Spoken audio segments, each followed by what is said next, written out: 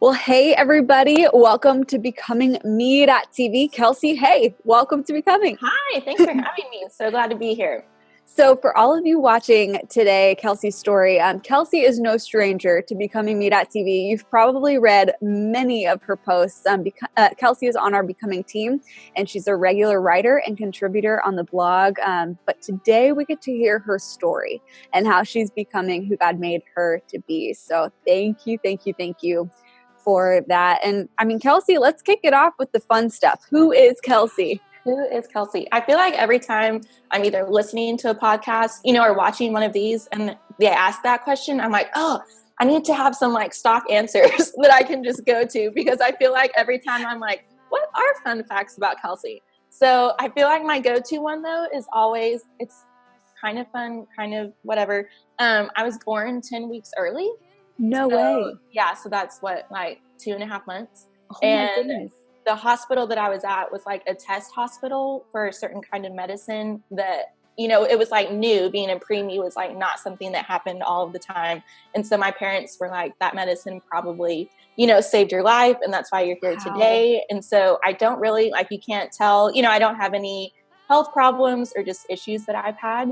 And so that's when I was in third grade, my dad came up to school and said some story, and he was like, I could fit you in the palm of my hand.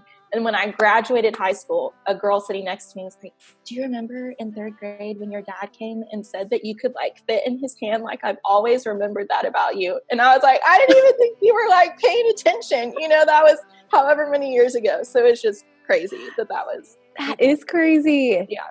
That's one. And then a second one, I grew up in church choir. And so every summer we would take a trip across the United States, and we called it our tour. And we would stop at nursing homes along the way and sing to them, as our kind of mission outreach. And so I loved that. I lived for it. And as soon as we got home, if we had the dates for the next one, I literally would start a countdown for it. So people would be like, wow, how many days until the next tour? And I'd be like, oh, 289 more days until the next, it wasn't even anything that was remotely around the corner, but I just knew. And so now the fact that I tour for a living is just really ironic, because even at that time I had no idea that this is something that you can do, or that I would want to do. And so just the other day I was kind of oh, that's crazy that I loved tour that much in junior high and high school. And now this is what I do. And so then my other third fact is I probably eat Chick-fil-A at least once a week, probably more 3 or 4 times. Yes. I think the max is 5 times. And someone was like, what are you doing? And I was like, oh, I'm at Chick-fil-A. And the next day they're like, what are you doing? And I was like, oh, I'm at Chick-fil-A. And they're like, how often do you go to Chick-fil-A? It's how often do you go to Chick-fil-A? Is this really a strange thing? Or do you just not eat Chick-fil-A? Do I eat it too much? No. So I definitely can't move anywhere that doesn't have a Chick-fil-A. I just know. Hilarious. Do you order the same thing every time, or do you mix it up? Yeah. So what's your order? It is the 8-count nugget meal with ranch and honey mustard and a Dr. Pepper. That sounds amazing. And now I'm hungry. See, I know. And Chick-fil-A was my first job. And so people are like, oh, did you just hate it? And I was like, no, I still eat it all the time. I still ate, when I was working, and that's all you have to eat. So I really have a special place in my heart for Chick-fil-A. I love it. Those are 3 solid facts about you. Okay, good. I'll have to just keep them in my mind that I can just use those all the time. I love it. No, that's pretty cool stuff. Perfect. So I know, I've had the privilege of hearing parts of your story through reading your posts. Many people have bits and pieces of your story. Mm-hmm. But right now, I'd love for you to just unpack your story, your journey. What's made Kelsey who Kelsey is today? Yeah, so I grew up in Dallas, Texas. So now I'm in Nashville, but I was always in Dallas. And I grew up in a Christian home, went to church every Sunday, was in Sunday school choir. I think we had handbells for a while, and I was in handbell, so just anything that you could do in church, I was doing it. And I went to a private Christian school, K through 12, so it's just being a Christian was just something that I was always used to. And, just something that it's Sunday, so we're going to church, or it's Wednesday, we're going to youth. And so I remember either going to camps or just whatever you do. And people are like, what's your story? Get in a small group and share your story. And I always felt so embarrassed, because I was like, I don't think I have one, my parents are still together, I'm always around other Christian, it's not like I just randomly found a Bible, and opened it and no one in my family, so I don't know if it was, the devil or just a stigma or what it was, but I just felt like growing up in that kind of way just meant that you didn't really kind of have a story. And so that was always I was always hoping that other people, would go first, and then we would just run out of time and I wouldn't have to say anything. And then when I was a sophomore in high school, I had an older cousin who lived overseas in Germany, and he was 29 and he just randomly passed away, super sudden, super tragic. And so that was when everything kind of shifted, and it was like, how do you go through this? I'd never had something like this happen before, and it to be so sudden, and it happened on my 16th birthday, so then I'm trying to figure out why did it happen on my birthday? Why not before? Why not the day after? So just all of these things. And I just remember I was like, that's when really kind of my faith, became my own, because it was like, my parents can only do so much, my friends can only say so much, but when it comes down to it, I don't have the answers. They don't have the answers, and so I just really had to rely on my faith to get me through that. And so that was when I was like, okay, I think, we're getting kind of closer to having a story. And so then I went off to college, and I went to the same school that I think I counted 22 people in my family had been to, on my mom's side and my dad's side. That's crazy. I know. And so it's just what you did. And I mean, I wanted to go there, there was no pressure, but it was just okay, I went, and it was hard. College was hard, and I got straight A's in high school, took all the honors classes, and I was like, I don't know what I'm doing here. This isn't easy anymore. And I don't know what I've been doing wrong or what I need to do right. And so I was actually on academic probation, and I was just I don't even know what I want to do. I have to declare a major, and I don't know what's going on. And I remember I just went home one weekend, and I looked at my parents, and I was like, I don't think I'm going to go back in the fall. And I think my mom wanted to cry, and my dad was like, oh, I saw that coming. And my brother was just a deer in a headlight, just shocked that I would say anything like that. And so I was like, well, I'm just going to keep eating my meal. I said what I needed to say. And so everyone was like, you should do music business. And I was like, yeah, but the school I'm at doesn't have that. And so I knew that Belmont in Nashville had a really good program. And so I told my parents, I was like, hey, I think I want to go to Belmont. And they're like, no, I think you need to stay in the state of Texas. No, that makes sense. So every school that had a music business program, you had to play an instrument. So I was like, I started playing the piano in 5th grade. I can do chopsticks for you if you want, but I can't. And I told them that, on the application, I played piano, but I stopped in the 5th grade. And I think my parents still have this on their voicemail where someone called and they're like, okay, your interview, is Friday at 3, and you need to have a jazz piece, a classical piece, and, some other piece, and then you're going to have to sight read. And I was like, I told you I stopped playing the piano in the 5th grade. So then I was like, I'm going to have to play an instrument, and now I figured out what I want to do, and I can't do it because I don't play an instrument. And so thankfully I ended up at Dallas Baptist, and that you can do it through the fine arts school if you play an instrument, or you can do it through the business school, if you want to do kind of the business part. But I think I asked my advisor 10 times, are you sure I don't have to play an instrument? Okay, but you're positive? Are you really sure? Because I was just so paranoid. So I start going to DBU, and everything just shifts. It's I'm enjoying the classes that I'm going to, I'm doing well because it's subjects that I am interested in, or that I know that I need to do well in. And so then I was like, okay, what do I want to do with this? And I volunteered at a concert in 2012. So that was the spring before I kind of had my epiphany of okay, I'm going to transfer in the fall. And I ended up doing merch, and I had never done it before. And I was like, this is kind of fun. And I feel like I'm good at it. And so I kind of pulled the merch manager aside at the end of the night, and I was just like, hey, how did you get into this? What are some kind of steps or advice that you recommend? And he was like, wait, you want to do this? Yeah.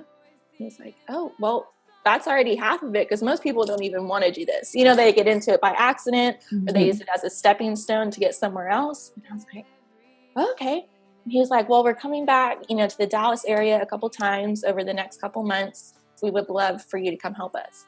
And so the next event I did with him, he literally like pointed to a corner and was like, here's all the merch. Here's where you need to set it up. Just like have at it. I was like, okay, you know, like I don't know what it normally looks like, but like he just trusted me enough to do it. And so Nashville is so small, you know, that he introduced me to someone else, and then she introduced me to someone else. And so it got to the point where I was literally helping people almost every single weekend that I was in Dallas, and I was taking full hours at school, and I was taking 3 part-time jobs, you know, because I was like, I'm going to move to Nashville. Like I don't know anyone. Well, besides the people that I've met for 4 or 5 hours a night, you know, at a concert, I don't know anyone that's there. It's hundreds of miles away, but like, I'm just going to go do it. And I would tell people, and they were like, have you been there? I was like, no. So what? But you want to move there? And I'm like, yeah. And I feel like Nashville is one of those places where that's not weird when you decide you want to move there and you've never visited there. I don't know what it is about it, but if you tell other people that are already in Nashville, they're just kind of like, oh yeah, like I did the same thing, you know, but back home, people are like, I think you're kind of crazy. So then I was like, okay, you know, saving all my money, you know, like trying to get through college because I lost about half my credits when I transferred. So I was just like taking full loads every semester, or like spring break, fall break, Christmas, you know, just like always taking classes. And so I remember someone told me like, hey, you need an internship. You know, like if you want to get a good job and just kind of make a name for yourself, have an internship. Okay. So just randomly started emailing people like in the fall of 2013. I was just like, hey, do you need an intern over the summer? And someone emailed me back and they're like, yeah, sure. That's great. I didn't have to like apply or like have an interview or anything. And so I went to my parents and was like, hey, someone told me I needed an internship. I think I want to move to Nashville next summer. You know, like I'd be graduating that December. And so it just kind of, I get to see what it's like before I move all the way there. And it would help. I need one to graduate. It would help my career. You know, I laid out all these points for them. And they're like, no, I don't think so. I was like, but why? And they're like, well, you know, like we've been there, and like, what if you move and you just love it so much you don't want to come home? And I was like, that's fair, but like I worked really hard, you know, to like take all these classes, so like I don't think that would happen. And they're like, okay, well, like what if you get offered this amazing tour and then you don't want to come home, you know, because you got this tour? Yeah. I was like, well, I don't think that would happen, you know, but I don't know. So like, I guess you have a good point, but at that point, I guess we would just figure something out, or, you know, like, I don't really know what to tell you. And so then I left, like we went to lunch, and I was just like, that did not go, you know, like how I expected it to go. And so I don't remember how long it took, but I decided that I was just going to do it whether they like approved or not. I was like, I already have it. I can find someone to live with. I have money. Like, we're just going to do it. Thankfully, they came around and like they said it was okay, so I didn't have to like go rogue or anything. So I moved here, and I just absolutely fell in love with Nashville, and it's just an amazing place. And I told myself there were like 5 churches that I wanted to go to, and I was like, if I'm only here for 10 weeks, you know, I don't want to be church jumping the whole entire time. Like, I should just, the first one I go to should be where I stay. And that was Cross Point, where I ended up. And so I'm still there like 3.5, I guess, years later, which is awesome. And so I did my internships, you know, I met people, and I was like, this is great. And I went back home, and I was watching Cross Point online every Sunday. And I remember I went out with some friends, and they're like, oh, you know, like, do you have a church? And I was like, well, not really. You know, like I watch one online, but like I don't have one in the Dallas area. And I remember they kind of looked at me, and they were like, well, like, why not? And I was like, well, I just never found one, you know, that I was comfortable at, you know, or that I liked. And I just remember like the look that they gave me, and it was like, okay, I know that you also don't have a home church, you know, so like you're not sitting there trying to get me to come to your church. And I'm just like, no, I don't want to. And so I think that's also something else, that like we're so hard on other people who are like, they don't have a church home. And it's not necessarily even from a point of like, hey, I love my church. Would you love to join me one Sunday? Right. You know, then you don't have to sit alone. You'll know someone. It's just kind of like oh, well, you don't have one. Like, I guess I'm a better Christian than you are. And so I was like, that's so sad to me. And I think it should be, I go to church because I want to go to church, because I feel the need to, because I need to be filled up, because I want to see my friends at church, you know, or this and that, and not so when I meet someone and they're like, oh, what church do you go to? I can have an answer. Like, that just seems. And so that was kind of I was like, I don't, why are we like that? Like I wish that it wasn't the case, especially being in Nashville and touring. Sometimes I'm gone for 8 to 10 Sundays in a row. And so I can't go to church. So I do have to listen online or find a podcast or just anything like that. But that doesn't mean that I'm any less of a Christian, than the person sitting there every single week because they don't like you, to not be that person or to make someone else feel better about that. Then like, that's something that I want to do. But so I've been here in Nashville for 3 years now, which blows my mind that it's already been 3 years. And then I think about the fact that I'm going to be 26 in April. And I'm like, oh, I'm like an adult. Like I shouldn't be going to other people for these things. Like I'm like capable of doing it myself, which is just kind of a whole other thing that like blows your mind that you're old enough to do all of these things. But I'm at Cross Point and I love it. And I remember I just randomly, they had a volunteer like fill out form one Sunday. And I was like, I don't really want to do any of these things. So I checked the other box and I just put social media.